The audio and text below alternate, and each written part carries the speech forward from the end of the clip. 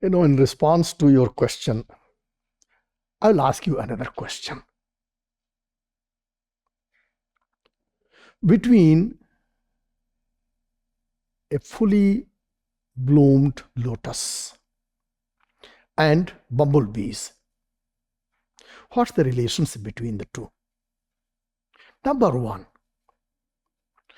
why does a lotus blossoms? One question. Number two, who invites who? Is the lotus inspires bumblebees to come to the lotus? Or the bumblebees inspire lotus to bloom?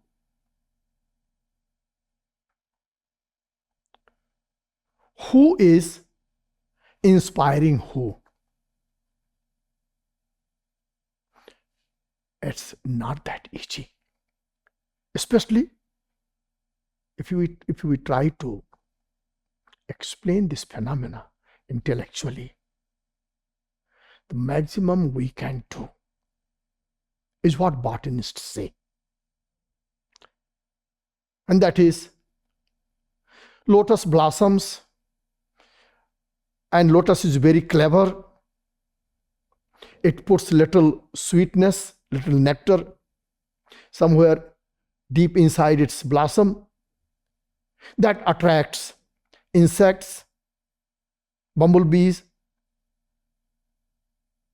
Attracted by that sweetness, those insects and bumblebees come. They got little bit nectar, but they did great favor by being instrumental in pollinating the lotus. Let the botanist be happy with that. Fine.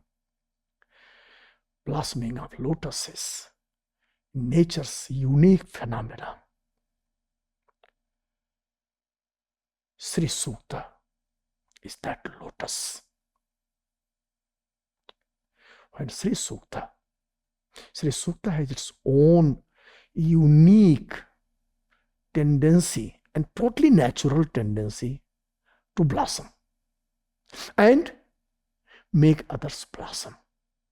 That is how Sri Sukta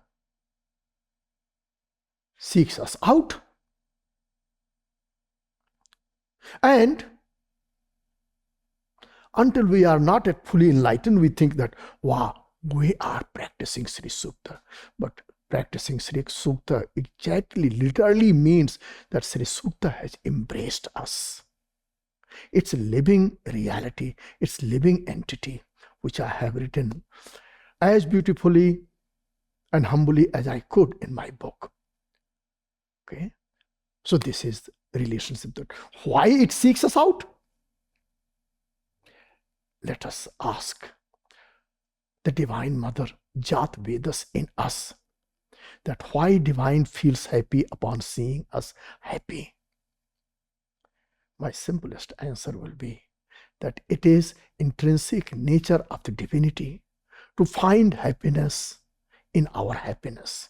And when that becomes our experience, then that is when we have also blossomed to our fullness.